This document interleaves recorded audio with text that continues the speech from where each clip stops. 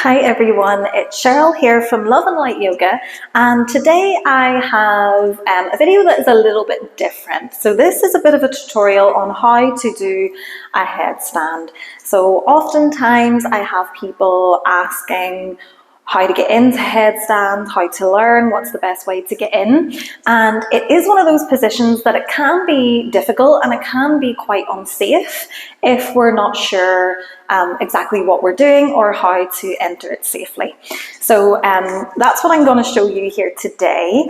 Headstand actually takes quite a lot of upper body strength. So there's a strong back, strong arms are required to get into headstand. So I'm going to just assume that we are already there and that we are ready to try our headstand. And what you're going to want is you're going to want your mat, and you're going to want to have it quite close to the wall because we're going to use the wall for the first few attempts to help us get up without the fear of falling forwards. So whenever you're ready, let's begin.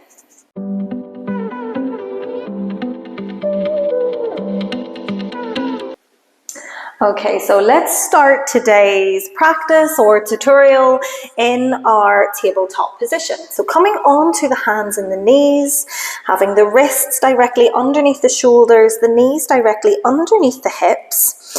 And we really want to think about pressing the palms of the hands into the floor here. So as I said before, a headstand requires quite a lot of shoulder and upper back and upper body strength.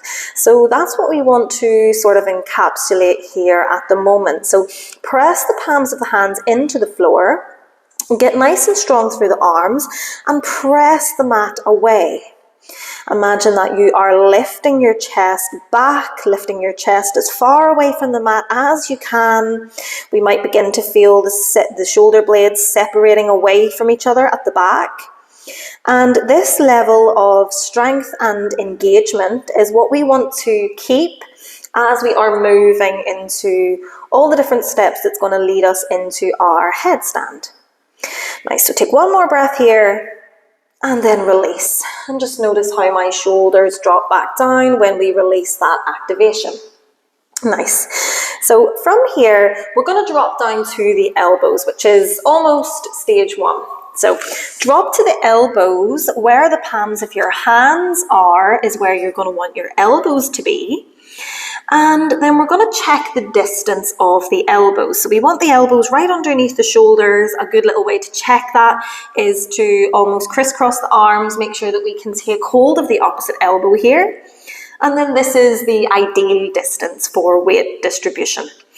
Okay, so bring the hands back. And then once again, start to press into the floor and engage through the back, just so that we're tapping into that strength and that activation. Once again, press the elbows into the floor, lift the chest away from the mat, feel that strength through the back. Take one more breath and then release. Nice. From here, keeping the elbows exactly where they are, we're going to interlink the fingers and we're going to make this little bowl shape with our hands. And right in the center of our little bowl is where we are going to place the very back of our head.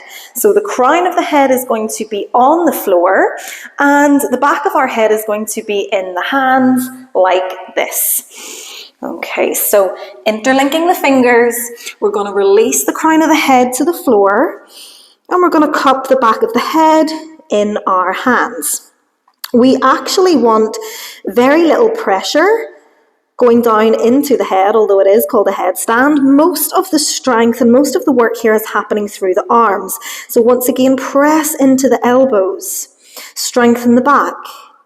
And then maybe we come onto our toes here. So lifting the knees up. It's almost like we're in a downward facing dog, but we're on the elbows. So keep breathing and keep pressing into the floor with the arms. Nice. Maybe we tuck one knee in towards the chest. We just hold it here. Start to get a feel for this shape. Bring that foot back, take the other foot in, squeeze that knee in towards the chest. Again, just getting a feel for this shape. And then coming back, dropping the knees, and releasing yourself all the way back up. Taking a few big rolls through the shoulders or rolls through the neck just to release any tension, because the next time that we come into that shape, we are going to try to bring one or both legs up into our headstand. So this is where it's a good idea to be quite close to the wall, so that when we do kick up, we can do so without the fear of toppling forwards and hurting ourselves. Okay, so let's go through all those steps again. So come into your tabletop and then drop elbows to the floor. Check the distance of the elbows and then interlink the fingers and bring the hands to the floor. We're going to release the head to the mat, cup the back of your head in your hands, and then come onto your tippy toes. Nice. From here, I want you to think about shifting your weight forwards, and then maybe we're going to start to lift one leg up, place it back down. Maybe we lift the other leg up, place it back down. Maybe as one leg comes up, we might start to maybe add a little hop, maybe add a little float. We might find that the leg comes right back onto the wall, or maybe we don't quite have the strength to get there yet, and that's okay. We're just practicing here. But maybe we can kick that leg up and we might find a little bit of balance here. We might keep the opposite knee tucked into the chest. Keep breathing. Keep pressing into the elbows. Maybe, if we can, we might stretch both legs up long. Breathing here. And then 2, release. Bringing one foot back and slowly coming all the way back into seated. Nice. So obviously that part requires a lot of practice. It requires a lot of trying, possibly a lot of frustration, but stick with it. And when we're at a point where we can kick one leg up and start to really find that balance, that's when we can maybe move a little bit further away from the wall. So if we are there, we can shift ourselves back. We don't have to move too far away from the wall if we still want it there for a little bit of security. And we can try again. So tabletop, and then we drop the elbows, check the distance, and then interlink the fingers.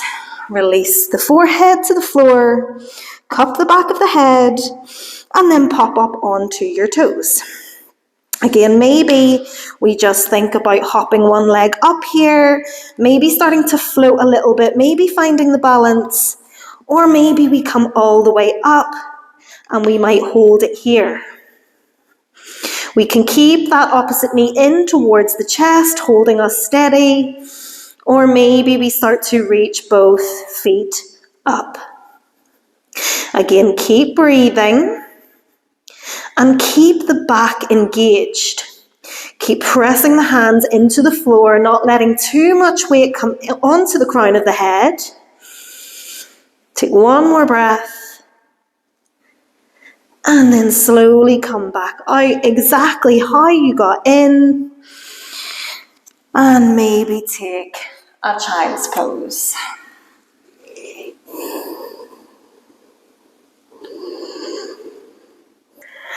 And that is your headstand tutorial.